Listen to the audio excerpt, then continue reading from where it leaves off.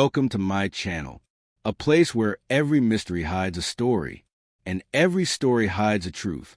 In the midst of forgotten streets, footsteps echo through the silence, and the faint glow of a lamp guards secrets that refuse to die. Every clue matters.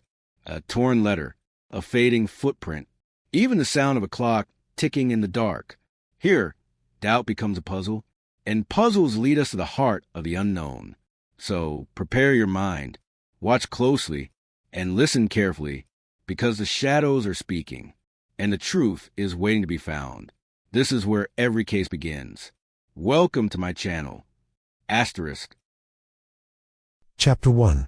The Impossible Crime. It was a peculiar Thursday in the waning days of September, when the skies above London threatened rain, but never followed through.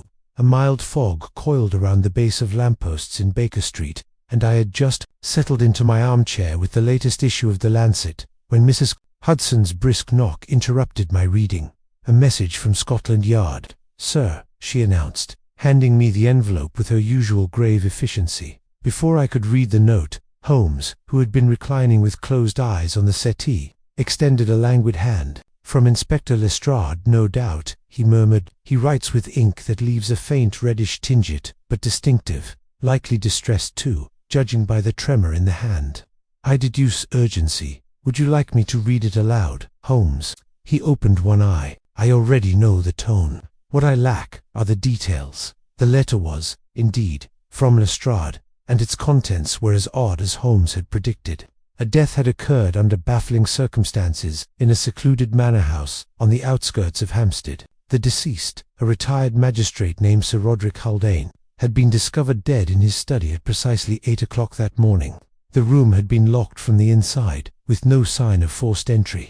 The windows were latched, the chimney too narrow for a child, let alone a man. The cause of death, blunt force trauma to the back of the skull. More curious still was the singular detail that had rendered Scotland Yard collectively speechless.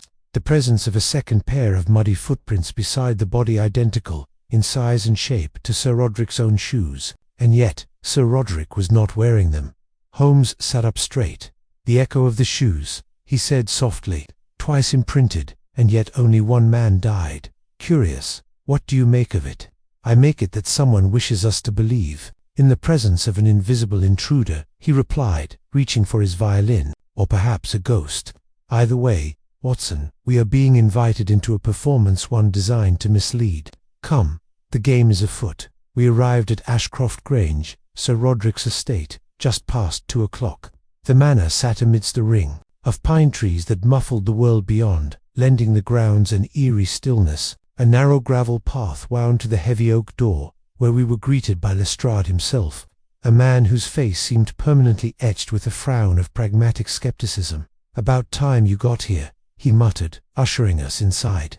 "I tell you, Holmes, this one's a devil. No motive, no witnesses, no way in or out, and I'll be dashed if I can explain those blasted footprints." "Then let us examine the theatre before you clear the stage," Holmes said briskly. The study was a square room panelled in dark oak, its only illumination the pale grey light that filtered through drawn curtains. A Persian rug soaked in shadow sprawled across the floor.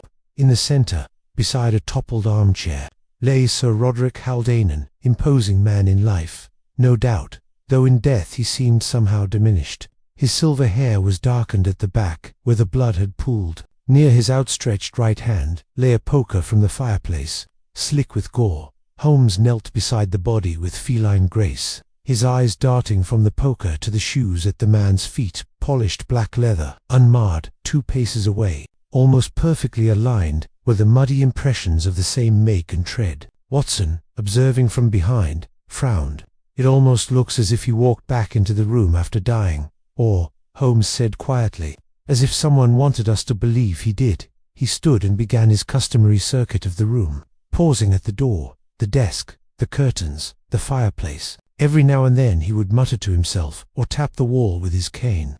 Lestrade and I exchanged helpless glances. "Were any objects taken?" Holmes asked suddenly. "No," Lestrade replied.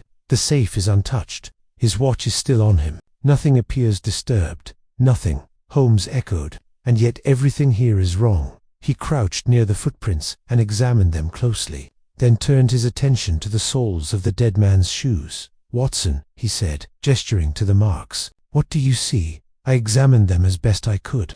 Same tread, same heel wear, but these impressions are deeper than his current stance would allow, and the mud he has none on his shoes. But there's plenty by the fire.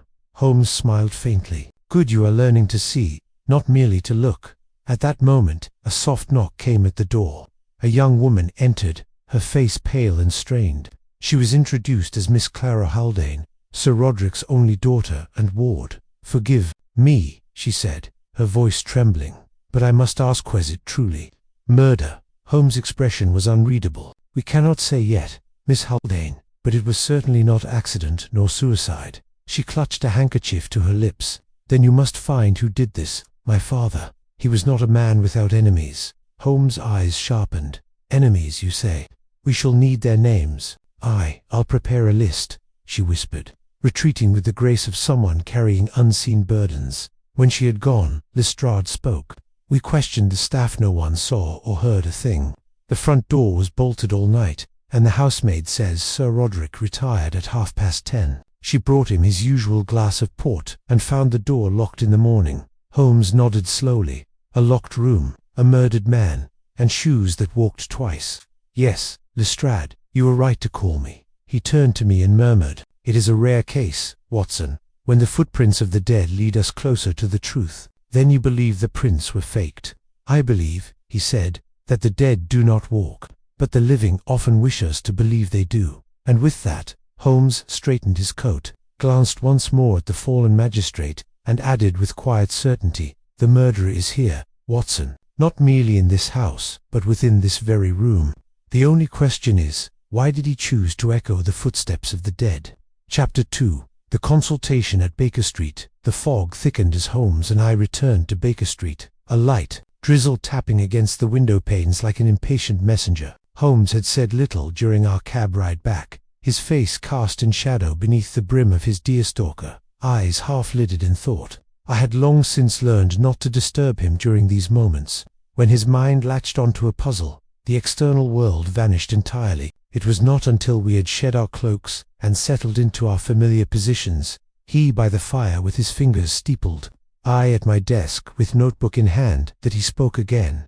"You observed the daughter, Watson. What did you make of her?"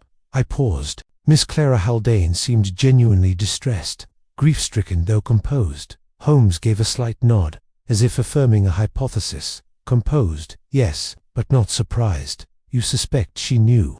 "I suspect," he said slowly, "that she anticipated something of the kind. Her expression, though practiced, lacked the shock one associates with sudden loss. There was fear in her eyes, but not the kind born from discovering a body. It was older, settled in her bones. She's lived with it." I scribbled a note in the margin of my journal. "Clara Haldane fear predates murder." Holmes had always placed great value on the emotions people tried to hide, rather than those they openly expressed. "You also noticed the fireplace. The poker, you mean?" "No, the ashes." I looked up. Holmes stood and began to pace, his voice calm but edged with excitement. The fireplace had recently been swept, despite the fact that the night had been cool and the housemaid claimed Sir Roderick kept it lit. And yet the poker, our presumed murder weapon, was there, covered in blood, as though it had been used and then returned casually to its place. Could the killer have tidied up the fireplace? Perhaps, but why clean the ashes and leave the weapon in full view? It would have been simple to throw the poker into the nearby lake, or even keep it hidden. No, the presentation of the scene is intentional. It speaks not of panic, but of theatre, a performance. He stopped pacing and stared directly at me. "The question we must answer, Watson, is this: was the room arranged to hide something, or to suggest something false?" I felt the chill then, not from the rain outside, but from the possibility that we had not merely stumbled into a murder, but into a script written by a mind far more calculating than we yet understood. Holmes returned to his seat and plucked a fresh pipe from the rack. As he tamped down the tobacco, he said, "Let us consider the facts without speculation. What do we truly know?" I flipped to a fresh page in my notebook and began to list. Sir Roderick Haldane was found dead in a locked study. Cause of death: blunt force trauma to the head. No signs of forced entry or escape. Muddy footprints, matching his own shoes, found beside the body. Those shoes were not on the body but the same type, and size. The poker was found bloodied, but not hidden. Fireplace had been swept clean. Clara Haldane appeared unshocked but fearful. Precisely, Holmes said, nodding. Now then, to the footprints, identical to the victim's own shoes. What does that suggest? That someone had a second pair, or access to one, Holmes replied. Sir Roderick was a meticulous man. Lestrade said so himself. The kind who would own duplicates of favored items, perhaps kept in a closet nearby. We must inquire into his wardrobe, but wouldn't the killer need to wear them to make the prints? Not necessarily. A gloved hand, a firm press into the mud, and the illusion is complete. One does not need feet to leave footprints, only the desire to deceive. But to what end? That, Holmes said, is precisely the right question. He leaned back, smoke curling round his head like mist around a lantern. To stage a lock-true murder is no small feat. It demands planning, intelligence, and access. The murderer wanted us to believe that no one could have entered or exited. Why? To suggest suicide. Holmes shook his head. No weapon of self-infliction lies behind one's own head,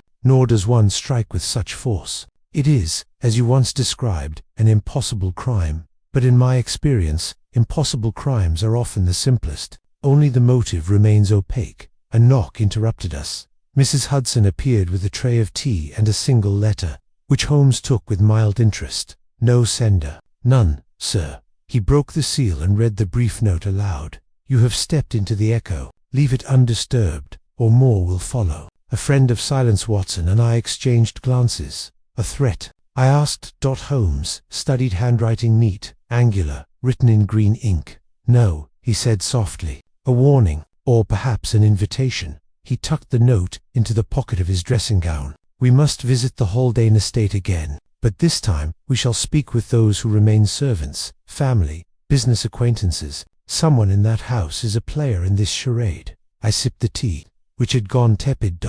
Double quotes. Do you think the killer is among them? Holmes glanced at the fireplace, where the embers had long since gone cold. He replied without looking at me. Not among them, Watson. Of them. Chapter 3. The first clues. A scene of deception the next morning broke grey and reluctant. The sort of morning that makes one question whether the sun intends to rise at all. By 9:30, Holmes and I were once again en route to Ashcroft Grange. He sat in stony silence as the cab rattled over damp cobblestone, the newspaper folded and unread on his lap, his gaze fixed beyond the misted glass, as if trying to see through time itself. I have no intention, he finally said, of retracing the steps the murderer has already laid out for us. What we must do instead, Watson, is to find the footprints he did not leave, the choices he feared to make, the evidence he sought to suppress, the silence around the noise. We arrived to find the manor house under the same somber gloom that had cloaked it the day before.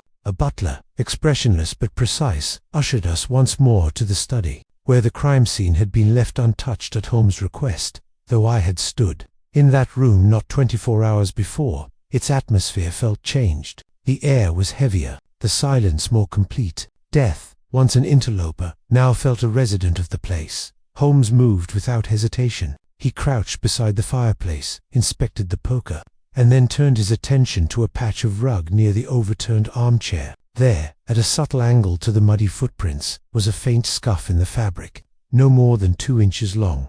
See here, Watson, he called softly. What do you make of this? I knelt beside him. A scrape, perhaps from a boot heel. Not a boot, he said, peering closer. Too narrow, and the curve is wrong. A buckle, perhaps. A woman's shoe, but there were no female prints by the body. Precisely. He moved next to the writing desk, where he opened the drawers one by one. Inside were correspondence, a sealed will, and a stack of receipts bound by twine. Holmes set them aside. It was not until he opened the final drawer that he froze. He withdrew a small wooden box. It was old, its hinges tarnished, but the interior was well kept. Nestled inside were 3 items: a signet ring bearing the Haldane family crest, a silver key, and an envelope addressed in Sir Roderick's hand, to be opened in the event of my sudden death. Holmes passed it to me. You may do the honors, Doctor. I opened the envelope with care. The letter inside was brief, its ink slightly smudged but legible.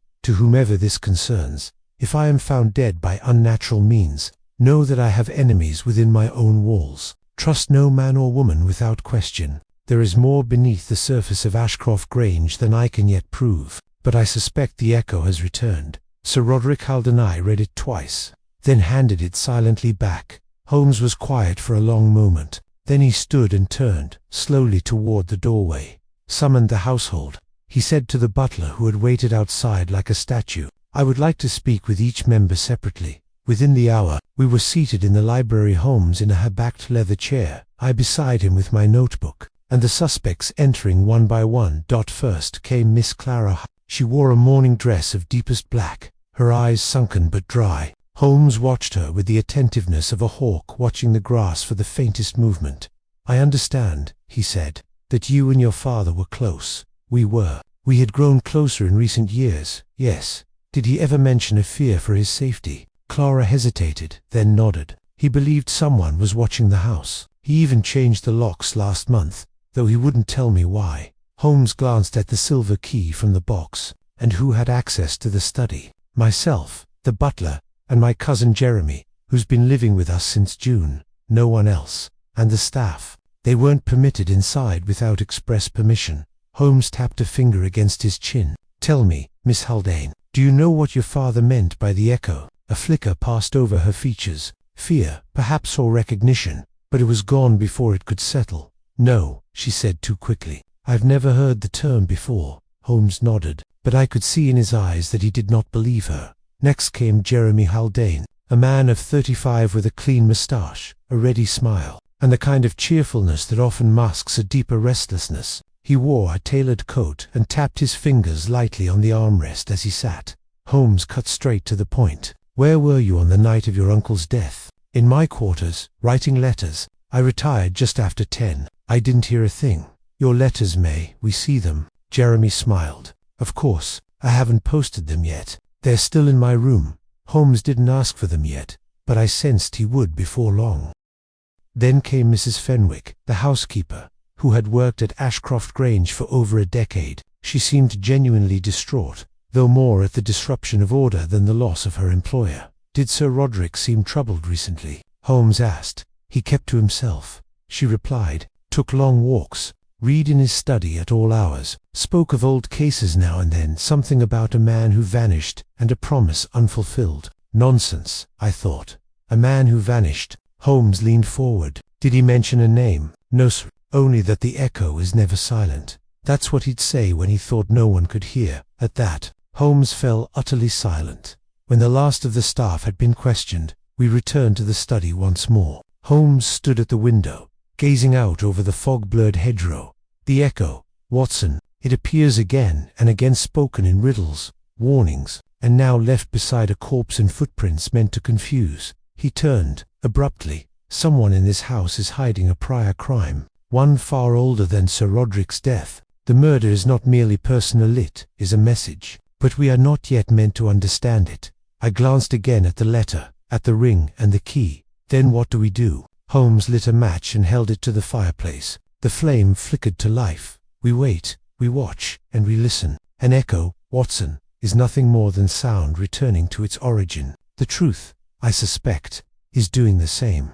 Chapter 4. The gathering of suspects the following morning found Holmes in a rare state of stillness, seated in the sun-drenched breakfast room of Ashcroft Grange, with a cup of strong Darjeeling, untouched, before him. He stared not at his tea, but into a pattern of ivy leaves crawling up the wallpaper, as though the green vines might twist themselves into a solution. I took the seat opposite him, and laid out my notes from the previous day. "So far, we have a corpse in a locked room, footprints that do not belong, and a house full of individuals who seem united in their evasiveness." Holmes made a vague gesture with his hand, inviting me to continue. "Clara Haldane fears something, though she denies it. Her cousin Jeremy offers too many smiles. The housekeeper speaks of vanished men and riddles, and all the while, this mysterious phrase, the echo, repeats itself like a ghost whispering through the walls. Very poetic." "Watson," Holmes said at last, blinking slowly, "but poetry won't catch our murderer. Observation will. Today, we stop listening to what people say and begin watching how they say it." He rose abruptly. "We will gather them together, Clara, Jeremy, the staff. A single thread connects them all, and I intend to tug until it shows itself. By midday, the The household assembled in the drawing-room, a long, airy chamber with high windows and a view of the pond beyond the hedge. The atmosphere was one of restrained discomfort. Servants stood along the walls while Clara and Jeremy occupied armchairs near the fireplace. Holmes remained standing, a subtle gesture of control. "I thank you for your time," he began, tone brisk but courteous. "We are not here today to lay blame, but to understand a tragedy that has touched you all. Murder is rarely an isolated act. It grows from roots deep and twisted, nourished by secrets. If you harbor any of those secrets, now is your chance to speak." Silence followed. Even the ticking of the long case clock seemed to pause. Holmes moved first to Jeremy. "Mr. Haldane, you claimed to be writing letters the night of your uncle's death. Yet when I visited your quarters this morning, I found the paper unused and the inkwell dry. Would you care to amend your account?" Jeremy flushed. "It must have been the previous night. Then I may have been reading instead. I can't recall exactly. Memory is a curious thing," Holmes mused. "It bends easily under pressure." He turned next to the butler, a gaunt man named Merriweather, whose every gesture seemed measured to the inch. "Merriweather, who has keys to the study besides yourself?" "Only Miss Clara and Mr. Jeremy, sir." "Were any keys replaced recently?" Merriweather hesitated. "About a fortnight ago. Sir Roderick had new copies made. He destroyed the old ones in the fireplace."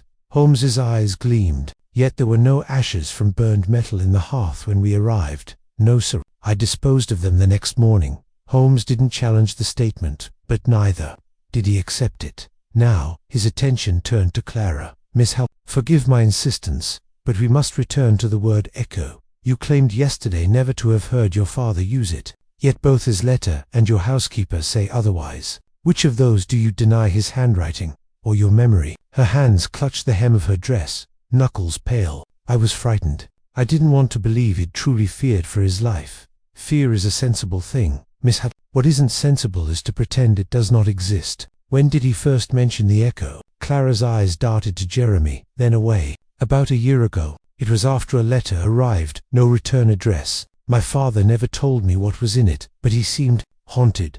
Holmes's voice softened. "And did he receive others?" "Yes, 3 or 4, all over the past year. He locked them away in the bureau in his study." Holmes gave a sharp nod to me. "We'll see about that later, Watson."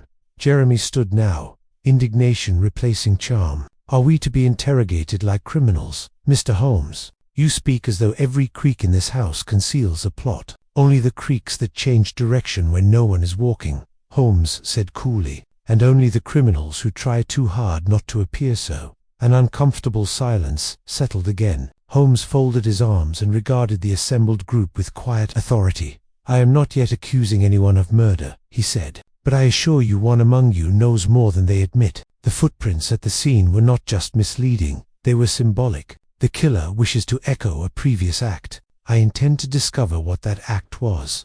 Clara looked up suddenly, voice trembling. "You think this isn't the first death?" Holmes didn't answer at once. Instead, he moved to the fireplace and stared into its empty grate. "I think this house has 2 ghosts, Miss Hull. One that died recently and one that never left." Later that afternoon, we returned to the study. Holmes examined the writing bureau Clara had mentioned. With deft movements, he picked the lock and opened the drawer within. Inside lay a neat bundle of letters, their green ink instantly familiar. He read one aloud. "Do not pretend you have forgotten. What was done echoes still. Pay what is owed, or it will be paid in blood." Watson and I exchanged glances. "Written by the same hand as the note I received yesterday," Holmes confirmed. He opened the next envelope. The message was similar, though more urgent. "You broke your promise. The silence grows heavier. Listen closely, it will speak again. A campaign of threats," I murmured. "But why wait so long to act?" Holmes tapped the edge of the desk. "That, Watson, is the true question. Either the sender finally lost patience or something changed that forced their hand." He returned the letters to the drawer, locking it again with the same precision. Then he stood very still. "Someone here," he said softly, "has been wearing a mask for quite some time, but not for the sake of deception, for protection. And now that mask is cracking." As we prepared to leave the study, Holmes paused once more before the muddy footprints beside the corpse. He examined them closely, then looked up at me. "Watson," he said quietly, "does it not strike you as odd that there are no prints leading to the fireplace?" I frowned. Now that you mention it, yes, only 2 impressions beside the body. No trail to or from. Exactly. Whoever staged this scene either floated across the floor or they never had to walk at all. He gave a slight smile. I believe our killer cleaned their mess too well. In doing so, they left behind the one clue they could not control. Chapter 5. First Suspects, the Red Herring. It was not unusual for Scotland Yard to move with undue haste, but in this case, Lestrade's arrival that same evening came with a flourish of certainty that startled even me. He burst into the drawing-room of Ashcroft Grange just after supper, cheeks red from the wind and eyes gleaming with a confidence I had learned to distrust.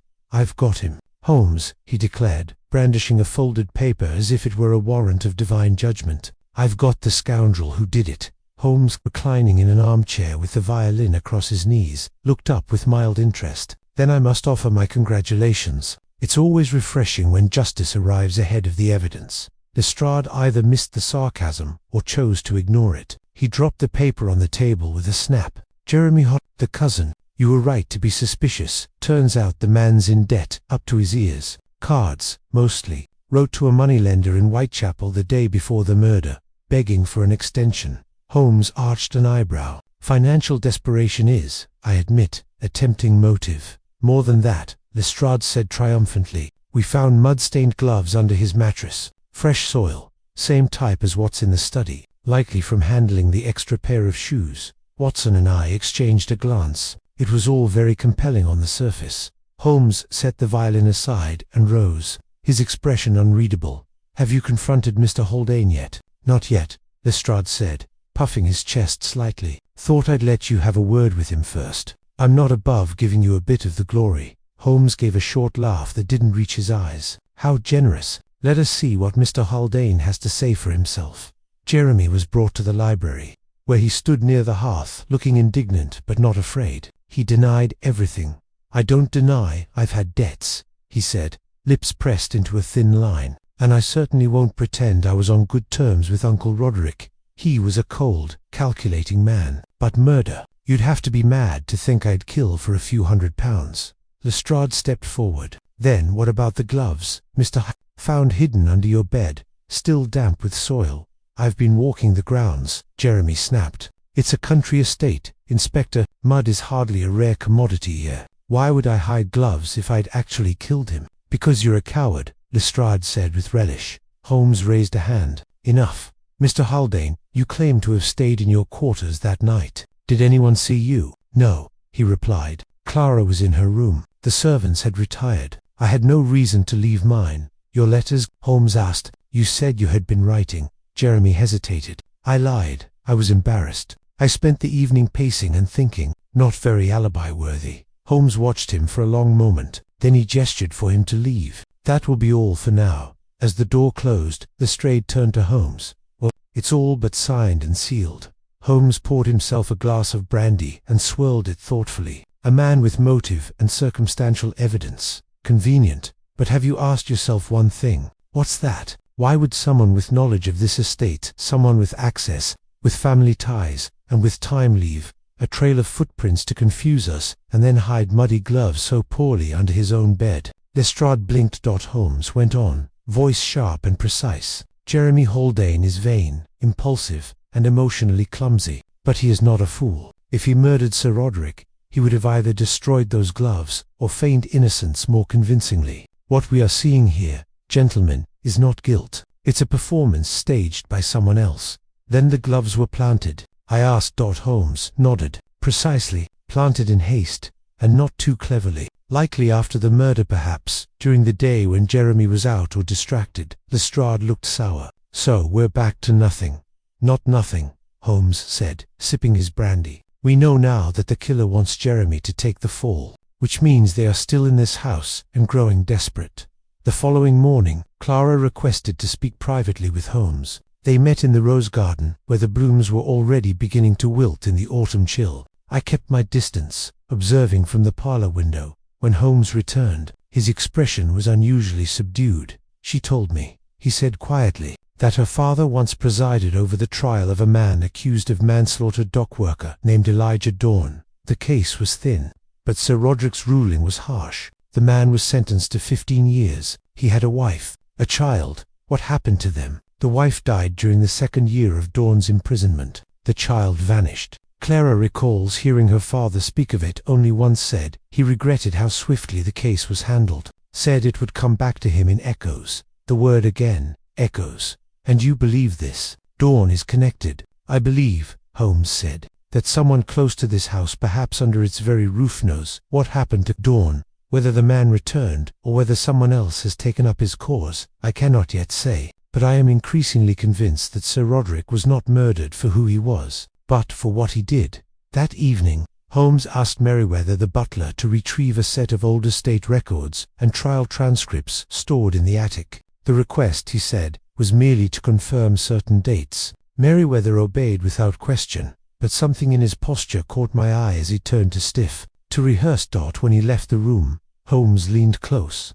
I believe our butler is far more than he appears, he murmured. He's worked here over a decade. I know the family, know the schedule, and most crucially was the last person to see Sir Roderick alive. Do you think it's him? Holmes didn't answer at once. I think, he said at last, that we are closer to the truth than anyone suspects, and whoever killed Sir Roderick knows it. Chapter 6. The Secret Clue. A hidden inconsistency. Attic at Ashcroft Grange was precisely what one might expect of a house that had endured generations of Haldane's dust-laden trunks, ancestral portraits veiled in cobwebs, and the pervasive scent of old paper and forgotten grief. It was there that Holmes and I stood late that afternoon, the light from a single hanging lantern casting flickering shadows against the rafters. Merryweather had dutifully retrieved the box Holmes requested, a narrow wooden chest bound with leather straps and marked the state. Records, 1875 to 1895.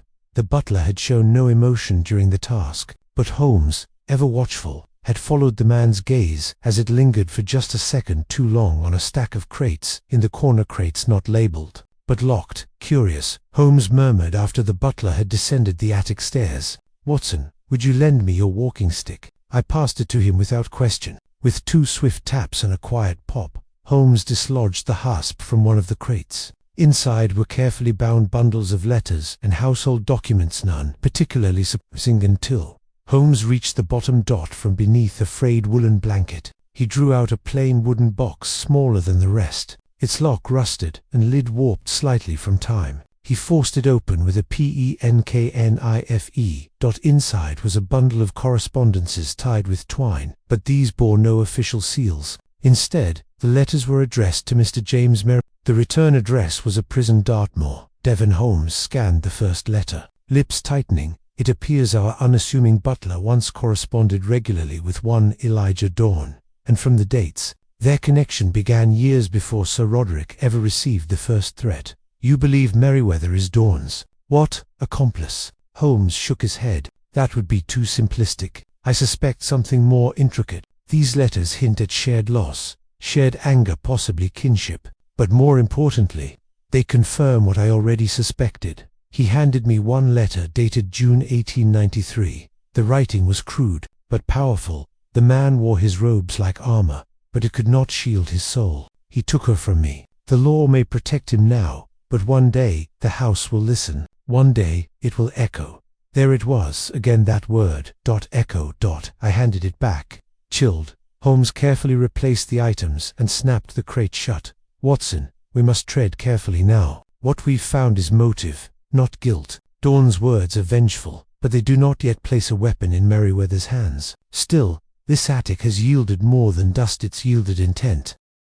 Back in the study, Holmes turned his attention once more to the murder scene itself. Moving through the space like a conductor revisiting a symphony's opening bars, he paused before the 2 muddy footprints by the body. Then, kneeling, he produced a small magnifying lens and studied the impressions for several minutes. I stood back, reluctant to disturb his concentration, until he murmured, "There it is." I stepped closer. "What have you found?" "A contradiction." He rose, dusting off his knees. "Observe. The footprints are near perfect, too perfect. The depth, the angle, the clarity all indicate the same pressure, the same direction of force. But what do you notice about the rug?" I examined the Persian rug again. It's pressed slightly under the prints, flattened by weight. "Yes," Holmes said, "but only directly beneath the heel and toe. There's no evidence of movement nor scuffing or slippage, which means the shoes were not worn when these prints were made.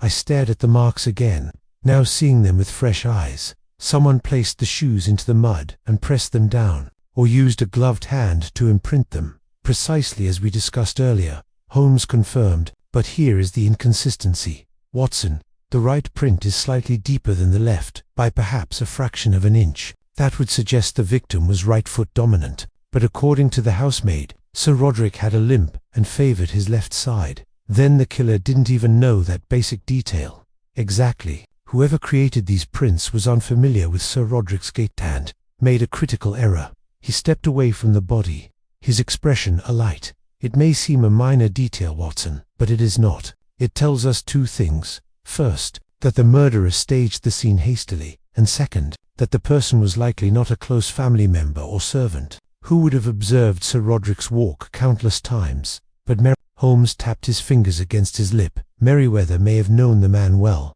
but if he did not create the scene himself, then who did? He glanced at the sealed envelope once more, the note that had arrived at Baker Street. You have stepped into the echo. Leave it undisturbed, or more will follow. A warning, or misdirection, Holmes said softly. Someone sent this after the murder, hoping to shape our path. Then they're watching us. Holmes gave a tight smile. Undoubtedly, and that's precisely why we must give them something to watch. Later that evening, Holmes assembled the household once again under the guise of clarification. The drawing room was dimly lit, the fireplace flickering against polished wood, and each member of the house stood, as before Clara, poised but nervous. Jeremy scowling at the carpet, Merriweather unreadable. Holmes stood at the hearth, his back to the flames. I am not yet ready to name the murderer, he began, but I will say this. The crime was constructed with remarkable care, but also with a fatal lack of intimacy. The details were nearly flawless,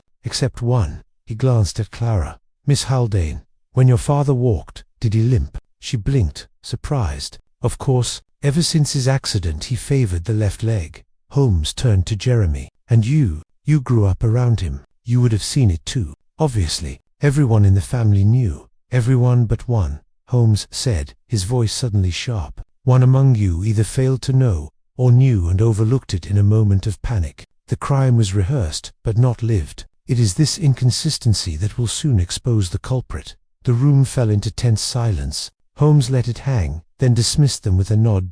As we remained by the fire, I turned to him. You believe that single detail will break the case? I do, he said, because the killer thought they were clever enough to control the narrative. But now, they must wonder how much they've failed to account for. He held up the silver key from Sir Roderick's secret drawer. Tomorrow, Watson, we open the last locked place in this house. Chapter 7. The crime grows stranger. The morning broke grey and wet over the Haldane estate. Mist clung to the windows like a ghost, reluctant to part with the living. Holmes was already dressed and pacing when I emerged from my room, the silver key from Sir Roderick's drawer spinning idly between his fingers. Come, Watson, the east wing awaits. We passed through the long central hallway, the wood floors creaking beneath our steps. Clara Haldane stood at the threshold of the drawing room, arms folded tightly across her chest. She said nothing, but her eyes followed us like twin lanterns of suspicion and fear. Holmes merely tipped his hat and continued.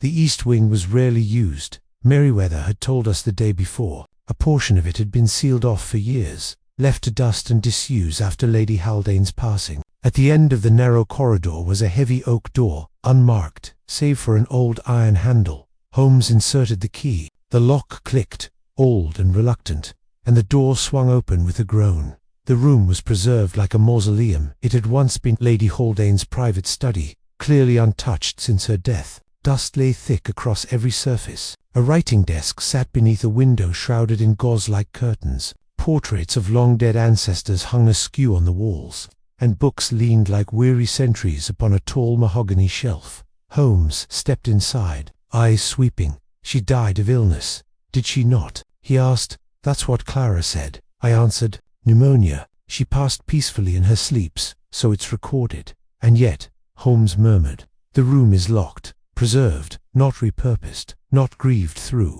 but frozen. Secrecy, Watson, always leaves a fingerprint. He moved to the writing desk and pulled open its central drawer. Inside lay yellowing paper, a dried inkpot, and a single envelope sealed in wax. Holmes examined it. The seal was broken, but the contents were intact. He read the letter silently, then handed it to me. My dearest Roderick, I cannot abide the silence between us. That you should keep her hidden away wounds me beyond words. If she is to bear the Haldane name, she must be acknowledged. A child should not live as a secret. I will not live as a stranger to my own blood. If you do not relent, I shall go to the papers. Even your name cannot outpace shame. I looked up, stunned. This implies, yes, Holmes said grimly, that there was another child, a daughter perhaps unknown to Jeremy and Clara. Hidden, but why? Holmes crossed to the bookshelves. He pulled a single volume on genealogical lines of the Scottish aristocracy and opened it to a bookmarked page.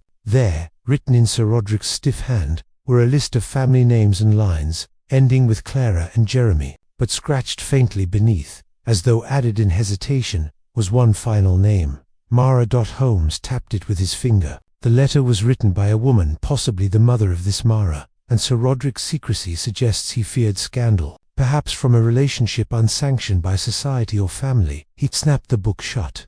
We must find Mara Haldane. Back in the main hall, we encountered Clara once more. She stood like a sentinel, hands clenched at her sides. You've been in my mother's rooms, she said coldly. We have, Holmes replied, without apology. And they raise questions, Miss Haldane, questions your father chose never to answer. She stared at him, mouth trembling. Then, to our surprise, she nodded and turned away. Holmes leaned toward me. She knows something, but not everything. The truth of Mara's existence is buried in shame, and shame is a powerful silencer. Before I could respond, the front door burst open. A constable from Scotland Yard, drenched in rain, stepped inside. Mr. Holmes, Dr. Watson, he barked. Urgent news. Holmes narrowed his eyes. Speak. There's been another attack just outside the village. A vagrant found unconscious beside the river, skull cracked and clothes torn. No witnesses, but we found this in his coat pocket. He handed Holmes a folded paper. Holmes opened it. In that same childlike scrawl we had seen before, the words leaped from the page. The echo cannot stop. Not while lies live in this house. My breath caught. Holmes folded the note and placed it in his coat.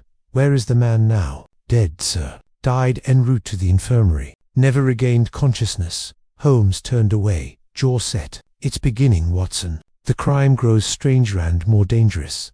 We visited the village constabulary that afternoon. The body had already been taken to the coroner, but Holmes examined the vagrant's belongings, which included a torn shoe, a rusted watch, and a faded photograph of a girl no older than 10. On the back of the photograph, in blue ink, was scrawled a name. Mara. Holmes stared at it for a long moment. She was not hidden away entirely, he said quietly. At least one person, this vagrant, knew her. I cared for her, perhaps even raised her.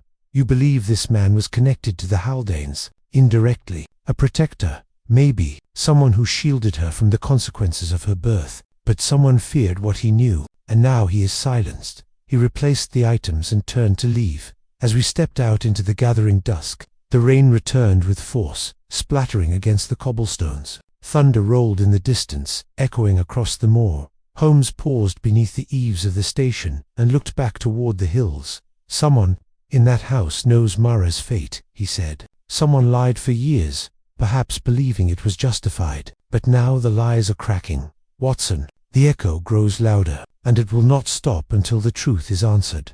That evening, back at Ashcroft Grange, Holmes sat alone by the fire. I watched him from across the study as he smote in deep silence, the lines of his face sharpened by the glow of the hearth. He had said little since our return. The air was thick with thought. At last he turned to me. Tomorrow, he said, I shall test a theory. What kind of theory? One that requires a confrontation. And if I am right, the crime will still take a darker turn. He stood, extinguishing the lamp. Sleep well, Watson. We may not rest again soon.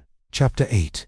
Holmes tests a theory. It was well past 8 when Holmes rose from the breakfast table, leaving a half-finished cup of tea and untouched toast behind. His eyes, dark with intention, stared past me toward the windows, where a faint mist still clung to the panes like reluctant smoke. I believe it is time to shift the game, he murmured, shrugging on his coat with abrupt finality. I followed him out to the hallway, notebook in hand. And what move shall you make? Holmes, a calculated one. The truth does not always come to the light willingly, Watson. It must often be lured into revealing itself. Today, we prod the shadows. He paused at the base of the main stairwell. Fetch Mr. Jeremy Haldane to study, he said to the butler, privately, and Miss Clara as well, but not together. The butler nodded and departed in silence. Holmes turned to me. Watch carefully. I intend to shake the house. Jeremy Haldane arrived first, his collar undone, eyes rimmed red, from sleeplessness, or perhaps liquor. You asked for me, Mr. Holmes, he said, with the slight slur of exhaustion. Holmes gestured toward the chair across from him and nodded courteously. Indeed, Mr. Haldane, we've reached a point in the investigation where clarity becomes paramount. A second attack occurred, and the dead man had in his possession a photograph with the name Mara inscribed on the back. Jeremy blinked. Because it seems your late father did. In fact, her name was found in one of his books, added in his own handwriting, and a letter from a woman, dated 13 years ago, made reference to a child he refused to acknowledge. Jeremy stood suddenly, fists clenched. This is madness, is it? Or is it shame, long buried, now clawing its way back to the surface? Jeremy's nostrils flared. My father was not a perfect man, but he was not cruel. Not cruel, Holmes echoed quietly, but perhaps fearful. The aristocracy has long found illegitimacy inconvenient, and in some families, a secret child is easier hidden than accepted. I won't listen to this. Jeremy turned toward the door. Holmes spoke again, calmly. Then perhaps you will listen to the voice of the dead, because someone out there has begun to strike. Mr. Haldane, and they are not finished. Jeremy paused at the threshold, his back stiff. If Mara existed, and I say if, then she was none of my concern. Whatever my father did, he did alone. With that, he left. Holmes did not move for a long moment. Then he turned toward the fire and said, almost to himself, that was a performance, not a denial. Clara arrived moments later, dressed in mourning grey, her hair coiled high with rigid precision. Her expression was unreadable. You wished to speak with me, Mr. Holmes. He offered her the same seat Jeremy had just occupied. Miss Haldane, do you recall a man who wandered the estate some years ago? A beggar, or perhaps a gardener? She blinked at the abrupt question. There were many. I was a child. Were you ever warned not to speak with strangers near the old stone wall beyond the orchard? Clara's lips parted, then pressed shut. Yes, she said finally. Nanny used to warn me, said there were ghosts in the trees. Holmes tilted his head. And did you ever see one? Her hands twisted slightly in her lap. Once, a man in a wide coat. He didn't speak, he only watched. Holmes leaned forward. Do you remember a girl? Clara looked up sharply. No, why would there be? There was a photograph, Holmes interrupted gently, of a girl, young, fair-haired, serious eyes. The man who died last night carried it, and she was named Mara. Clara looked away. For a moment, I thought she might cry. She's not in the family portraits, Holmes said. Not in the records, but she's in this house. Clara, in whispers, in locked rooms, and perhaps, in someone's vengeance. Clara stood abruptly. My father had secrets, but they died with him. I cannot help you, Mr. Holmes. She left, her posture proud but trembling.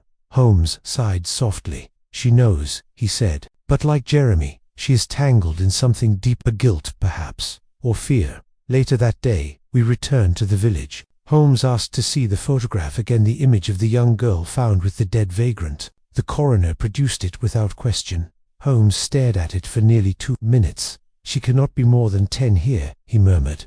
I nodded. Do you think this man raised her? A guardian, possibly, or he watched from afar. The bond may have been one of necessity rather than affection. But the more vital question, Watson, is this. He tapped the photograph. Where is she now? By dusk, we were back at the Haldane estate. Holmes had said little during the ride, his fingers tapping lightly on the seat rail, eyes darting with restless calculation. He called the butler again. Inform the family that I intend to gather everyone in the drawing room tomorrow at 9 sharp. I will require their full attention. Tonight, however, I wish to speak to someone else. Whom, sir? Holmes smiled faintly. You, Mr. Merriweather. The butler stiffened. Me, Holmes stood. Yes, you've served this family how long? 32 years. Then you've seen every secret, heard every whisper, and I suspect you know exactly who Mara Haldane is. Merriweather said nothing, his mouth twitching. Holmes placed a hand gently on his shoulder. "Come now. I know loyalty is bred into your bones, but lives are at stake. Sir Roderick is gone. Whatever truth he hoped to preserve has already unraveled." The butler looked away. His voice, when it came, was a whisper. "She was born to a housemaid, a young woman, clever, quiet. Her name was Eliza Martin. Sir Roderick, he seduced her, promised her protection, but when she fell pregnant, he dismissed her, paid her silence with coin and threats. Eliza disappeared. Some say she went to Inverness, others that she never left the grounds. And the child, she was born, that much I know, but I never saw her, only heard crying once, late at night. Did anyone else know?" "Only Miss Haldane's governess, Mrs. Pell. She left abruptly soon after. It was said she retired." "I doubt it." Holmes nodded, satisfied. "Thank you, Mary. That will be all." As the butler left, Holmes turned to me with a grave look. "We now know who Mara is and how she came to be hidden, but what remains unclear is who kept her hidden, and whether she is still alive." He lit his pipe and stared into the fire once more. "Tomorrow, Watson, I will provoke the truth, but I must tread carefully. We are walking through a minefield of memory and shame, and the next step could draw blood." Chapter 9. A second attempt. The culprit strikes again. The morning mist had thickened into a ghostly shroud that hung low over the Haldane estate. The trees along the drive were mute, their branches skeletal against the grey sky, as if nature herself held her breath. Holmes stood at the window of our borrowed quarters, his arms crossed, eyes scanning the hedge. He had not spoken much since the butler's revelations the previous evening. There was a tension about him now, like a violin string drawn too tight, waiting for the bow. "Will they come, do you think?" I asked, setting down the tea service Mrs. Moffat had brought up. "They'll come," he murmured. "Secrets demand shadows, Watson, but exposure draws them out like moths to flame. And I've lit one, quite deliberately." By 9 o'clock, the Haldane drawing-room was once again host to its own quiet drama. Jeremy arrived first, grim-faced and freshly shaven, his eyes twitching to the mantel clock. Clara followed shortly thereafter, veiled and silent, clutching a lace handkerchief she didn't use. Mr. Ainsley, the family solicitor, stood stiffly by the fireplace, a stack of legal documents tucked beneath his arm. Even Merriweather, the butler, stood quietly in a corner, observing all with the inscrutable dignity of long service. Holmes made no announcement, nor any grand performance. Instead, he strolled casually into the center of the room, as if discussing the weather. "Thank you for coming. I asked for your presence not to accuse but to listen. There is someone among us who has been whispering to ghosts, and I intend to call them by name." Gasps, rustling, a dropped handkerchief. Holmes turned to Jeremy. "You've had a locked drawer in your study since your father's passing. I've seen the scratch marks on the wood, the freshly replaced keyhole. You've opened it recently. What did you find?" Jeremy's jaw tightened. "Old correspondence, financial ledgers. Did you find a letter addressed to a woman named Eliza Martin?" "No," he snapped. "Nothing of the sort." Holmes nodded slowly. "Then perhaps you missed it. Or perhaps you read it and now know exactly who Mara is." Before Jeremy could respond, a commotion erupted from the hallway. Merriweather rushed to the door, just as a maid burst in, breathless and pale. "It's Mrs. Pell," she cried. "The governess. She's been found." Everyone stood at once. "Where?" Holmes barked. "The garden shed, sir. She was. Someone locked her inside. She's barely breathing." We followed the servant down the garden path, wet with morning dew. The shed stood slightly tilted, its roof patched with tin, its door chained from the outside. Holmes cut the lock with a borrowed bolt cutter from the groundskeeper's cottage. The door creaked open with a groan, revealing a hunched figure slumped against the far wall. Mrs. Pellno, aged, her silver hair matted with sweat, was unconscious but alive. A shawl was draped over her shoulders, and beneath it, the frayed remnants of a governess's uniform still clung to her frail frame. Her lips moved faintly. Holmes knelt beside her and gently pressed a flask of brandy to her lips. "Mara," she rasped. "They told me never to speak, but she was real." Then she fell unconscious again. We rushed her inside, calling for the local physician at once. "Someone tried to silence her," Holmes said gravely, pacing before the hearth. "She knew too much, and she was finally ready to talk." "Who would do such a thing?" Clara asked. Her voice quavered with something not quite fear, perhaps guilt, or foreboding. "That," Holmes said, "is what we must discover." But the attempt was clumsy. Whoever did this knew I was closing in and acted in haste. He paused and looked.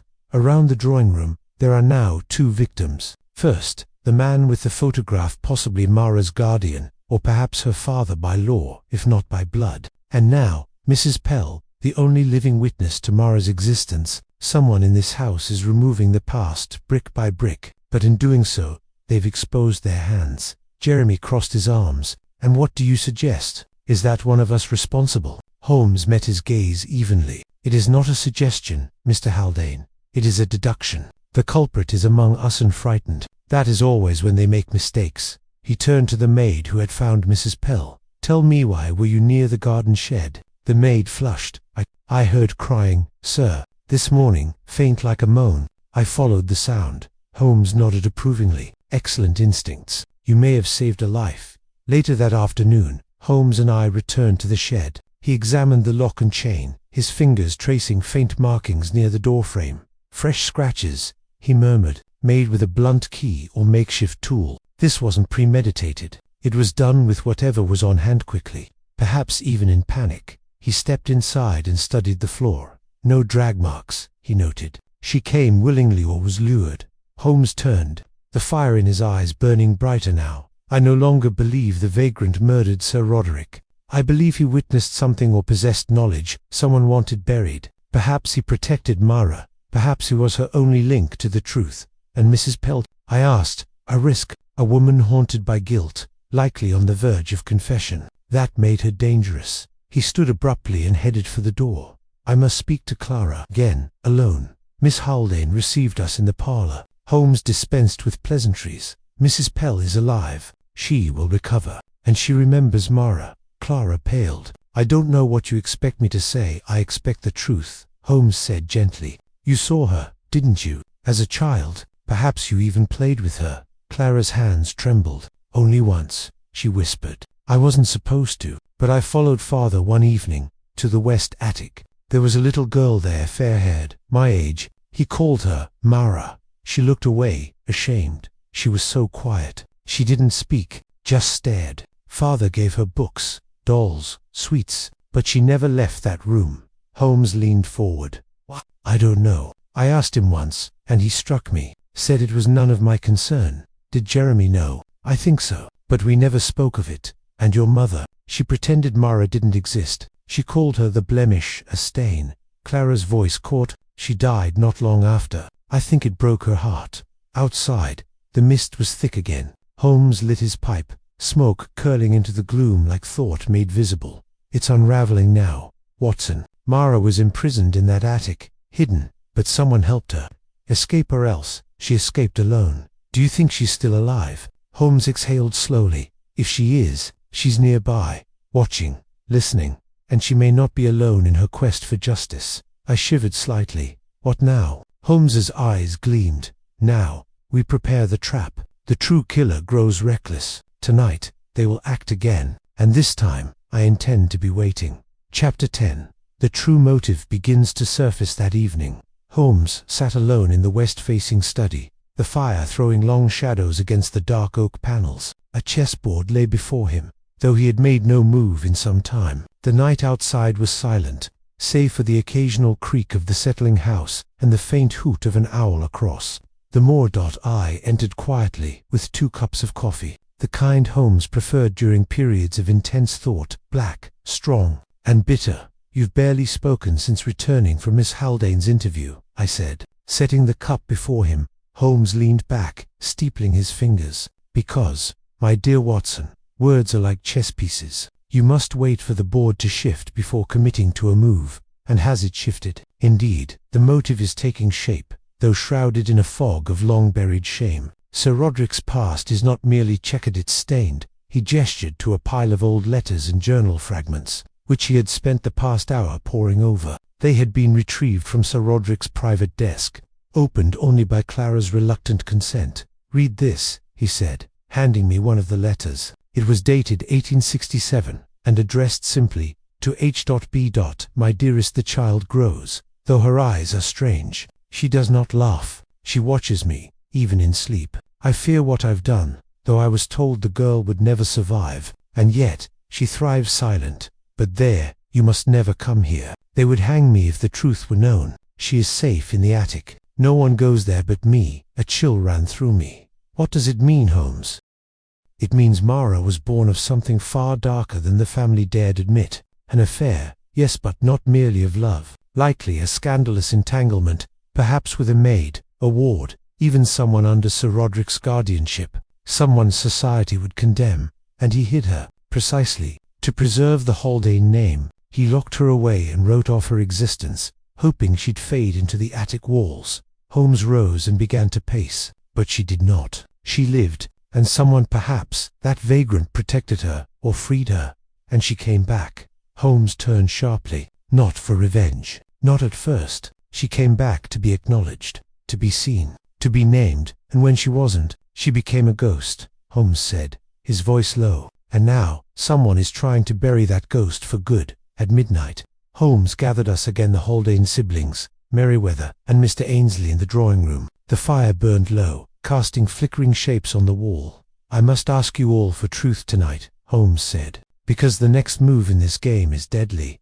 He looked at Mr. Ainsley. "Sir, in 1866, Sir Roderick made a withdrawal from his personal accounts, sizable sum, unaccounted for in the family ledgers. Do you know where it went?" The solicitor's face tightened. "I believe it was a private matter, discreet." "To whom was the payment made?" Ainsley sighed. "A woman, Harriet Blythe. She had worked as a governess, I believe. She was pregnant, unmarried. Sir Roderick settled a sum for her to disappear." Clara let out a stifled sob. "So Mara was her child," she whispered. "Likely so." Holmes nodded. "The vagrant may have been Harriet's brother, or perhaps her husband, forced to accept hush money. But if he raised the girl, and watched her return here—" He left the sentence unfinished. At that moment, the hallway clock struck 1 dot, then dash crash dot. A scream tore through the house. We rushed toward Ither East Corridor, where the servants' rooms lay. A door had been forced open. Inside, the young maid who had found Mrs. Pell huddled in the corner, her face streaked with tears. She came to me. The girl sobbed, said she needed help, that someone would try to hurt her again." "Who?" Holmes demanded. "I don't know. I never saw her face. Just a shape in the dark. She dropped something and fled." On the floor lay a scrap of parchment, half burned, its ink smudged but legible. They lied. She was not mad. She was his child. They buried her name, but not her memory. Holmes studied the note. "She's close, Watson. So very close. But she's not the killer. She's the target. And the killer is now desperate enough to murder again." Chapter 11. The Bait. Holmes. Grand strategy. The following morning broke over the moors in a pale, bruised light, the mist clinging low over the estate, as if reluctant to release its grip. I found Holmes already dressed and at work in the small study that adjoined our guest quarters, seated with such absolute stillness that for a moment I thought him asleep with open eyes. He was reading the note found in the maid's quarters again, lips barely moving. "You've been up all night," I remarked, noting the untouched teacup beside him. "I'd been thinking, Watson," he replied, his voice calm but firm, "and more importantly, watching.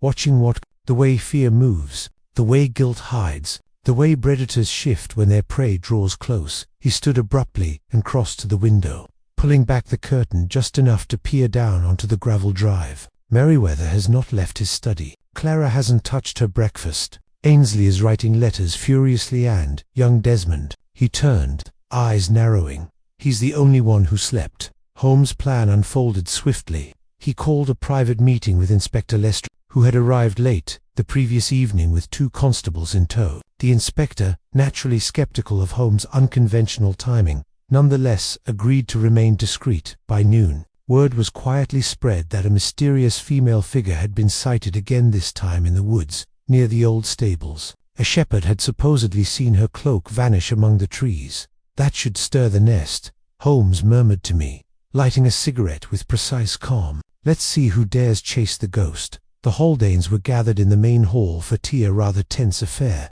as no one seemed particularly inclined to drink or speak. Holmes entered with that quiet confidence which so often preceded his most theatrical flourishes. "I've spoken to a local man," he announced, "who claims he saw a girl with a dark hood near the ruins of the old chapel. Apparently, she left something behind. I'll be investigating shortly unless anyone would care to accompany me." Silence. Clara glanced at Desmond, who looked down into his cup. Merriweather grunted and stood, clearly uninterested. Mr. Ainsley adjusted his collar nervously. Holmes offered a polite smile and nodded. As I thought, the walk to the chapel ruins was short, the air sharp and damp. Holmes made a point of taking me, Lestrade, and one of the constables, though we looped wide through the moor instead of the main trail. "This is less a hunt," Holmes said, "than a lure. The chapel is our snare, and we've left just enough breadcrumbs to attract something desperate." "What are we expecting?" Lestrade asked. "Another attack?" "No, a trespass,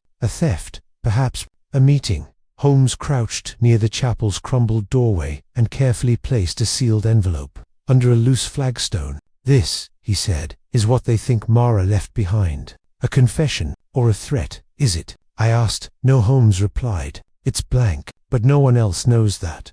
We returned to the house by dusk. Holmes ensured that a servant whispered news of the envelope to Desmond while clearing the supper table. The bait was set. Then we waited. At midnight, Holmes tapped on my door. He was already dressed in dark clothing, with his collar pulled high and hat slanted low. "She's not the one who will come for the envelope," he said, "but someone will." We took up positions among the yew trees flanking the chapel. The sky was moonless, and the wind had died to a breath. Lestrade and his constables watched from behind the chapel's eastern wall. For a long while nothing stirred. Then a glimmer of motion, a lantern, held low. A cloaked figure, careful and slow, stepping around the chapel's edge. Desmond Haldane. He knelt where Holmes had buried the envelope, pried up the stone, and lifted the paper to the weak light, and then a second figure appeared behind him. Merriweather. Holmes moved first, with a sharp whistle. The constables surged from behind the wall, lanterns flaring to life. Desmond froze, the envelope still in hand. Merriweather reached for something in his coat. Holmes was there in 2 long strides, seizing the man's wrist. "Tut, tut," Holmes said, wrenching free a small pistol. "We wouldn't want a third attempt to silence the past, would we?" Merriweather's face was ash. "I only followed the boy." Desmond, white with shock, stammered, "I didn't mean I only wanted to see what she'd written." Holmes took the envelope from his hand and handed it to Lestrade. "Then we'll all see together," Holmes said quietly. "But this," he looked at Merriweather, "this is no coincidence." Chapter 12. The moment of recognition. Back at the manor, the fire in the drawing room crackled with a nervous insistence. Desmond sat on the edge of a high-backed chair, pale and trembling, while Merriweather stood near the mantelpiece, arms crossed, jaw clenched with the rigidity of a man who knew the edge of his world had begun to crumble. Holmes, standing before the fire, held the opened envelope between 2 fingers. He read its contents slowly, then folded the paper again with a small, unreadable smile. "As I said, blank," he murmured, a ghost's voice fabricated from the whispers of fear. Lestrade frowned. "Then, what was the boy doing out there?" Holmes turned to Desmond. "Perhaps he can tell us." The young man glanced quickly between the inspector and Merriweather, then lowered his gaze. "I heard the servants talking," Desmond muttered. "They said Mara had left something. Proof, maybe, that she had secrets she'd written down. I thought it might explain what happened that night." Holmes took a slow step forward. "You knew something was wrong that night." Desmond looked up, eyes wide. "I knew she was afraid. That morning she said she was going to confront someone who'd hurt her. And yet you told no one." "I was afraid," he whispered. A silence fell between us all, heavy and brittle. Holmes exhaled and turned to Merriweather. "You followed him." The elder man lifted his chin. "I feared the boy might do something rash. You know how young men are, all drama and nonsense. When I saw him sneaking out, I assumed he meant to find whatever scrap of poetry that girl left behind and stir it all up again." Holmes regarded him coolly. You were not surprised to see him digging near the chapel, but what did surprise you was what he found or didn't find." Merriweather's lips curled ever so slightly. "You've drawn quite the picture, Mr. Holmes." "I'm merely sketching what the shadows suggest," Holmes said, "but the outlines are growing sharper." Later, in the privacy of our guest quarters, Holmes stood at the window, looking out into the wind-bent moor. "The pattern is becoming clear," he murmured. I laid down my pen. "You knew Desmond would take the bait. He's been on the brink of breaking since our arrival. A sensitive conscience rarely holds under pressure." "What I did not expect," Holmes added, "was Merriweather's appearance. That suggests a deeper involvement. But he has an alibi," I reminded him. "The staff saw him in the billiard room during the window in which the scream was heard, which makes the timing critical." Holmes said, tapping the glass absently. What if the scream was not the moment of death, but a deliberate misdirection? What if the murder occurred before or after and the scream was staged to confuse? I blinked, but then, Mara's death wasn't impulsive. It was calculated. Holmes turned, his eyes keen with a quiet fire. And that, Watson, is the key. Whoever killed her wanted us to think it was passion, age, jealousy, betrayal. But what if it was business? Business. Mara knew something, Holmes said. Something worth killing for, and someone in this house feared her voice far more than her presence. The following morning brought a shift. Clara Haldane, unprompted, requested a private word with Holmes. In the rose garden, shielded from the eyes of the house, she spoke in tones laced with hesitation and guilt. She confided in me, Clara admitted. Mara, she told me about the man she was meeting, said it would be the last time, that she needed to end it. End what? Holmes asked gently. She never said his name, but she left me a note, just in case. Holmes' gaze sharpened. Do you still have it? Clara reached into her coat and produced a small, folded parchment, creased at the edges. Holmes read it in silence, then nodded once. She gave us the key after all, he said. I leaned forward. What does it say? Holmes smiled faintly. Not a name, Watson, but a phrase, one that unlocks everything. He folded the note carefully and tucked it into his coat. Then he turned, the wind lifting the edge of his collar like a magician's cape.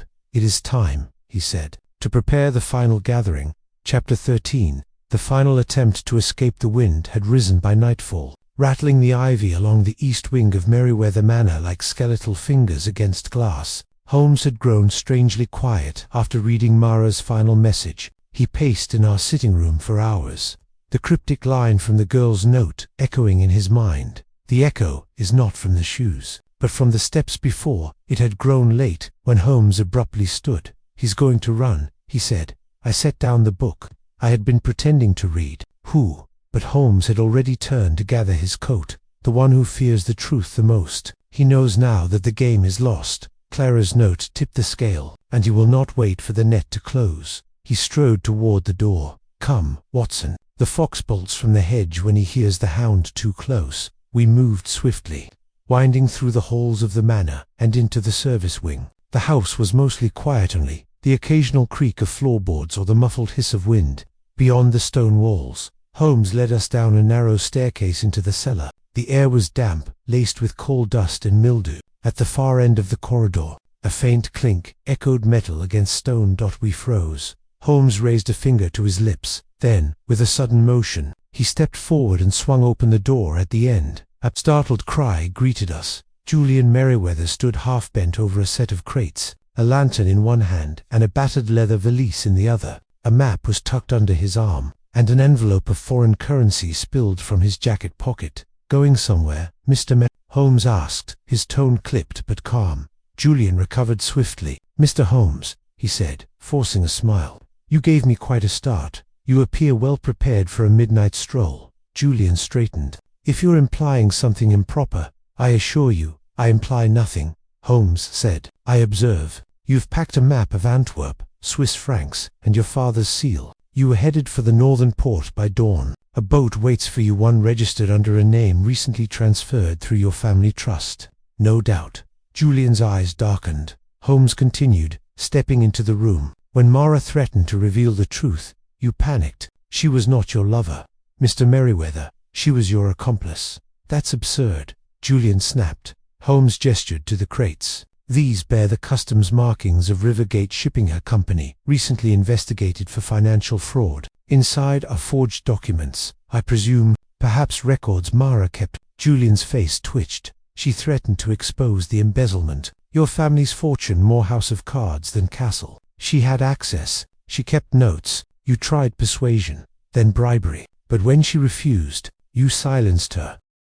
I was trying to protect our name, Julian hissed. Watson stepped forward. So you admit it? I admit nothing, Julian barked. Mara was unstable. She made threats about my father, about the business, about secrets that weren't hers to keep. She didn't understand the damage she could do. And you did, Holmes said coldly. You understood perfectly. Julian's shoulders slumped. He looked down at the floor, the light of the lantern flickering in the shallows of his eyes. You'll never prove it, he muttered. No one saw, no one heard. Holmes took a step closer. But someone did hear, he said. The shoes, the ones that echoed twice. Julian blinked, confused. She wore them when she fled the chapel. You followed her. She ran back to the manor and someone heard her footsteps echo across the west corridor.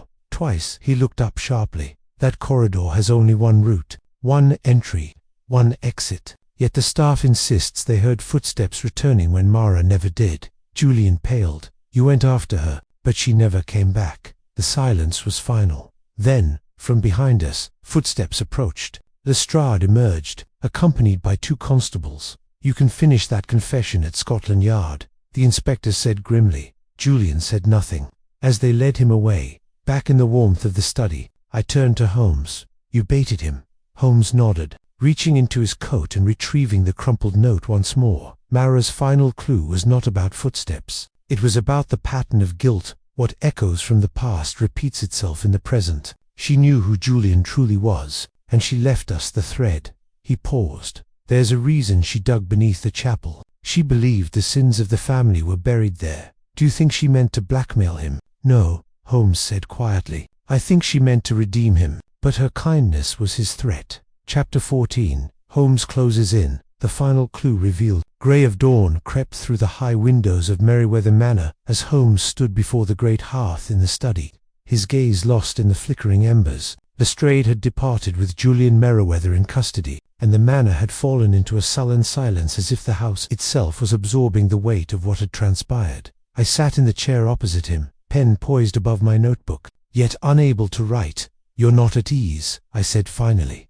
No, Holmes replied, voice low, because the case is not yet complete. But Julian confessed, I said. He attempted to flee. The evidence is damning, indeed, and yet, Watson, the very foundation of deduction requires that we question what appears to neat. He turned to face me fully, eyes sharp and focused now. There is one thread still dangling, inconsistency I cannot ignore. What is it? Holmes picked up the scorched scrap of paper from the mantel. Mara's final note. He held it carefully between 2 fingers. The echo is not from the shoes, he repeated aloud, but from the steps before. I furrowed my brow. You interpreted it as a metaphor. I did, Holmes said, but metaphor is only a veil draped across a literal truth. Mara was warning us not just of Julian's guilt, but of someone else, someone who walked these same paths long before this crime. I leaned forward. You're speaking of Sir Giles. Holmes gave a single nod. Julian's father, he said, the man who built the fortune that Julian tried so desperately to preserve. A man whose name has never once been questioned in this investigation, but should have been.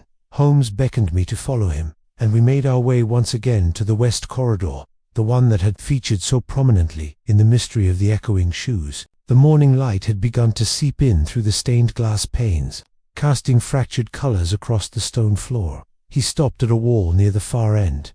Watson, look closely. Do you recall the portrait that once hung here? I nodded. Yes, it was removed shortly after our arrival. Precisely. But why remove a family portrait in the midst of a murder investigation? I said nothing as Holmes knelt and pressed gently on the panel behind where the frame had once been. With a faint groan, the wood shifted. A hidden compartment. Inside lay a stack of brittle documents, wills, ledgers, letters. Holmes carefully extracted a handful and scanned the writing. Forgery, he muttered. Several accounts under false names. Land deeds transferred illegally. Here, look at this. He handed me a letter dated 5 years prior, written in a feminine script. You promised it was clean, Giles, but I saw what you did. I can't bear to live with it. If you don't come forward, I will. It was signed Annalise DeWitt, the previous governess, the woman who vanished under mysterious circumstances, presumed to have returned to Scotland. Holmes stood, his face grave. It was not Julian who began this cycle of betrayal, he said. It was Sir Giles. Mara found this cache likely with Annalise's letters still hidden inside. She confronted Julian, thinking he might expose his father's crimes. But guilt is a terrible inheritance. Watson, rather than risk the family's ruin, Julian chose to silence her. I stared at the letter in my hand. But why hide this here? Why keep it at all? Holmes walked to the corridor window. Because Sir Giles was a coward, he said. He could not destroy the truth, but he feared it. He built his wealth on fraud and ruin, and when confronted, he buried it first, the letters, then the woman who wrote them. Mara was only the latest echo of that same shame. He paused, then added softly, and echoes, Watson, always return. We returned to the study with the documents, and I recorded Holmes's findings while he composed a letter to the Crown Prosecution Service. Though Julian would be charged with Mara's murder, Holmes made it clear that the rot ran deeper into the very foundations of Merryweather's legacy. As I laid down my pen at last, I asked the question that had lingered since the beginning. Do you believe Mara knew the full truth? Holmes looked out the window, eyes distant. No, he said, but she sensed it, and she tried, in her way, to reveal it without shame, without vengeance. She left us a thread. He held up the final note again, and we followed it. Chapter 15. The Final Gathering. The drawing room at Merryweather Manor had been transformed. The heavy curtains were drawn back, letting the pale afternoon light pour through the tall windows, illuminating the polished wood of the floor and casting long shadows against the bookshelves. Holmes had instructed that all parties connected to the case be assembled here. There was something both theatrical and ritualistic about it, like the final act of a carefully staged performance. I stood at Holmes' side, notebook in hand, though my pen had yet to move. My heart quickened with anticipation. Holmes' manner had grown colder, more precise with every hour. The air was charged with tension. Seated before us, Julian pale and handcuffed, guarded by a constable from Scotland Yard. Beside him, the housekeeper, Mrs. Pendle, sat rigid, her hands knotted tightly in her lap. The young stable boy, Clive, hovered awkwardly near the fireplace, eyes darting nervously. To the side stood Inspector Lestrade, arms folded, his brow furrowed in impatience. I failed to see the purpose of this. Holmes. Lestrade muttered under his breath. You shall, Holmes replied quietly. All in due course. He stepped forward. Ladies and gentlemen, Holmes began, you may believe the matter settled. A man in chains, a confession, an open and shut case. But, as I've said before, truth is rarely so obliging. There was a collective shifting of weight. Uneasy glances passed between the gathered guests. Holmes reached into the breast pocket of his coat and withdrew a folded sheaf of aged parchment. This, he said, holding it aloft, is a letter written 5 years ago by one Annalise DeWitt, governess to the Merryweather estate. In it, she accused Sir Giles Merryweather, Julian's father, of grave improprieties, the forging of property deeds, laundering funds through shell accounts, and more critically, of her implication in his crimes by silence. Mrs. Pendle gasped aloud. Julian's head dipped lower. Holmes did not raise his voice, yet each word struck like a hammer. Mr. Witt vanished shortly thereafter. It was widely believed she had returned to Edinburgh. I now submit that she did not leave Merryweather Manor at all. Lestrade straightened. You're suggesting that she was murdered, Holmes said, by Sir Giles, or at the very least, silenced by means we have yet to determine. Her letters were hidden behind a false panel in this very house, kept, not destroyed. A coward's decision, but a revealing one. Holmes turned now to Julian. You discovered those letters, did you not? Perhaps even days before Mara's death. Julian said nothing. Mara read them too. Holmes continued. She confronted you. She wanted to bring the truth forward, to cleanse the house of its shame. Still Julian sat in silence, his eyes closed, as if to shut out the room. She gave you a choice, Holmes said softly. But the sins of the father weigh heavily upon the son. Mrs. Pendle burst into quiet sobs. The constable remained still, but his hand tightened on Julian's shoulder.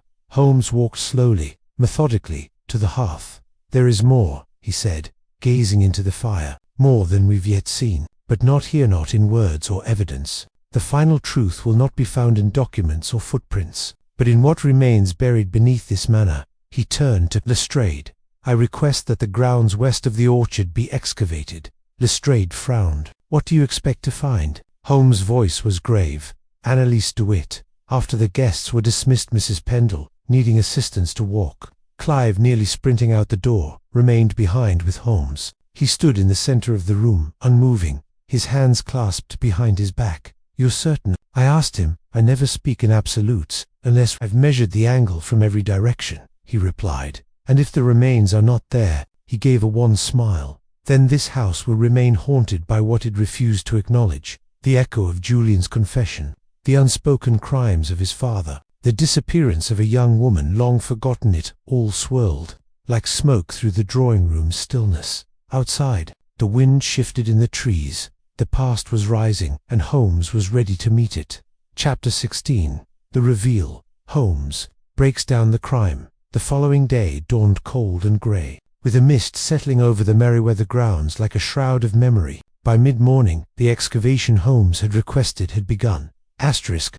Labourers from the nearby village were summoned under Lestrade's authority, and spades cut into the soft, damp earth beyond the orchard, precisely where Holmes had indicated. By noon, they had uncovered her, or rather, what remained. The skeleton was curled in the fetal position, wrapped in what had once been fine wool. Beside her bones, a rusted locket and a shattered ivory comb. Holmes stood motionless over the shallow grave, his features unreadable. "A governess forgotten by time," he said quietly, until her truth decided to scream again. Lestrade looked shaken. "You were right. I didn't want to believe it," Holmes replied with a tight nod. Nor did neither father nor son. Later that afternoon, we reconvened in the drawing room, this time only Holmes, Lestrade, and myself. Julian Merryweather was gone, having been taken into custody pending charges. Holmes, as was his custom, took up a quiet corner by the hearth and began to speak, not grandly, not as a man seeking praise, but as one compelled to bring clarity to a storm. The initial illusion of this case, Holmes began, was its violence. The slashed throat, the fire damage, the stolen bootsit, all pointed to passion, desperation, perhaps even madness. But I've always believed that true motive whispers, it doesn't shout. He looked at me. Mara Merryweather had begun an investigation of her own. It started, as so many things do, with Oni. She suspected her father's will was altered shortly before his death. A solicitor's visit, hastily arranged, without witnesses. Suspicious, yes, but it was only the beginning. She confided in Julian. I said, she trusted him, and he betrayed that trust. Holmes replied, not out of greed, but fear. Mara found the letters from Alan. They were hidden in a false drawer in Sir Giles' study. One even I might have missed if she hadn't already disturbed it. She discovered that their father had buried more than secrets. He had buried a woman. Lestrade interjected. So she threatened to go to the police. Indeed, said Holmes, but Julian had grown up under a man who believed in the supremacy of lineage, inheritance, and silence. To expose Giles would be to destroy everything the family stood for. I leaned forward. But why murder her? Because Mara wasn't bluffing, Holmes answered. She gave Julian a deadline. The next morning she would present the letters to the local magistrate. Holmes paused and retrieved a small scrap of scorched fabric. From his coat pocket, he placed it gently on the table. This, he said, was found wedged in the rear of the fireplace. It's not from Mara's gown. It matches the torn cuff of Julian's hunting coat. He stood, walked to the window, and gazed out. He confronted her in the study. She demanded the letters back. There was shouting. Perhaps she even slapped him. I can imagine her courage, her disgust. And then, in a moment of blind fury, he cut her throat with his father's letter opener. Not planned, not thought through. But after that panic, he burned the letters, or tried to. He staged the fire. He took her boots to fake a fleeing intruder. But the footsteps outside, those echoing twice. I asked. Holmes turned. Julian wore them himself to create the illusion. He walked a short distance through the snow to suggest flight, then returned barefoot and climbed through the window. The second set of prints was the echo, his own, returning. Lestrade muttered a curse under his breath. He's clever, I'll give him that. Not clever enough, Holmes replied. His great error was psychological. He thought in symbols, fire, theft, footprints, grand gestures to mislead the eye. But the mind always sees more. For a long time, no one spoke. The wind rustled the trees outside, and I thought I heard the faint echo of boots in the orchard beyond. Will he hang? I asked finally. Lestrade sighed. Hard to say. His confession will help him. But the body in the orchard? He shook his head. That changes things. Holmes said nothing more. He simply watched the light fade across the floorboards, as if seeing something we could not. Chapter 17. Outcome and Justice. The days that followed were bathed in a grim calm, as if the air itself had absorbed the weight of what had been unearthed both in soil and in spirit. Julian Merryweather was transported to London for formal indictment, though the journey was made under discreet guard and minimal fanfare. A man of his standing, even in disgrace, drew whispers rather than shackles. Lestrade, ever the practical hand of the law, ensured the evidence. Holmes had compiled fragments of scorched letters, the hunting coat with its torn cuff, the faint blood traces in the study hearth, and of course, the matching impressions from Mara's boots was documented, preserved, and handed to the Crown prosecution. I overheard Holmes remark quietly to Lestrade that the letters from Annalise, though destroyed, had been seen in Mara's journal entries, referred to obliquely, but clearly enough to establish motive. I expect he will plead guilty. Lestrade told us over breakfast in the Baker Street sitting room 2 mornings later. The evidence is too neat, too damning, and his confession under your pressure, Holmes, is thorough. The second murder will carry heavier weight, though. Poor girl. Annalise. Holmes didn't respond immediately. He was seated at the window, smoking contemplatively, his long fingers steepled below his chin. Finally, he murmured, "Guilt is a more fearsome jailer than any turnkey. Whether Julian stands trial or not, he is already condemned." I turned to him. "You almost seem sympathetic." Holmes exhaled a thin trail of smoke. "Not sympathy, Watson. Merely observation. Julian was a man constructed by expectation and silence. He was taught to preserve legacy above truth. When faced with the cost of deviation, he chose to destroy rather than disrupt." I shook my head. "It doesn't excuse murder." "No," Holmes said softly. "It explains it. That evening, we received word that Lady Merriweather had quietly left the country. She had departed for Austria, where, according to the solicitor, she would remain with distant cousins near Salzburg. She gave no public statement, and her departure was interpreted as a retreat from scandal, rather than sorrow." Holmes read the telegram, folded it crisply, and said nothing. The estate would pass into receivership. Its art was to be auctioned, the grounds sealed. The orchard where Annalise had slept beneath the roots for nearly 20 years was to be replanted and forgotten. I could not help but feel the injustice of it. But Holmes, as ever, seemed unmoved by such sentiment. "Closure," he said to me that night, as we sat once more beside the fire, "is a fiction for those who cannot bear ambiguity. The truth exists, whether or not it is welcomed." Still, I asked him what he thought would become of the Merriweather name. He gave a small, sardonic smile. "It will fade, as all things must. Perhaps that is justice enough." The case soon vanished from the public eye. The inquest was held privately. Lestrade sent a short note a week later confirming that Julian Merriweather had entered a plea of guilty on all charges. He would spend the remainder of his life in Dartmoor prison. No newspapers published his confession. The family's influence had ensured a quiet end, and yet, long after the case had closed, I would sometimes hear the faint creak of boots on our Baker Street steps, and turn, half expecting to see Mara Merriweather at the door again, her grey eyes wide with fire and questions.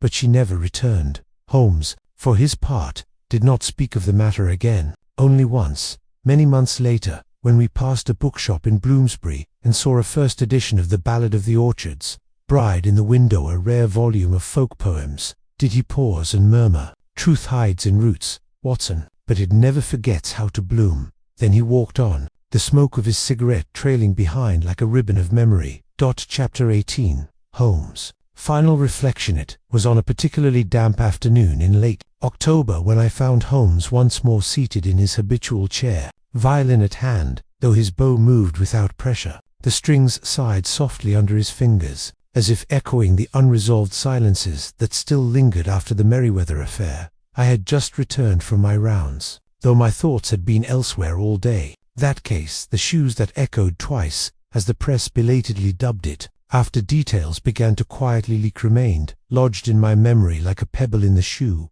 small, yet impossible to ignore. Holmes saw the distraction in my face. "You're brooding, Watson," he said without looking up. "The world must be growing quiet again if even your conscience has time for ghosts." "Ghosts? Yes," I murmured, seating myself across from him. "It still weighs on me, Holmes. The girl buried in the orchard, Annalise, her name was almost lost." "Almost," he echoed, plucking a somber note. "She wrote poems," I said. Her voice was nearly erased. Voices are always at risk of erasure. "My dear fellow," Holmes replied, "that is why the truth, even delayed, matters, and why silence is so often the most violent accomplice in any crime."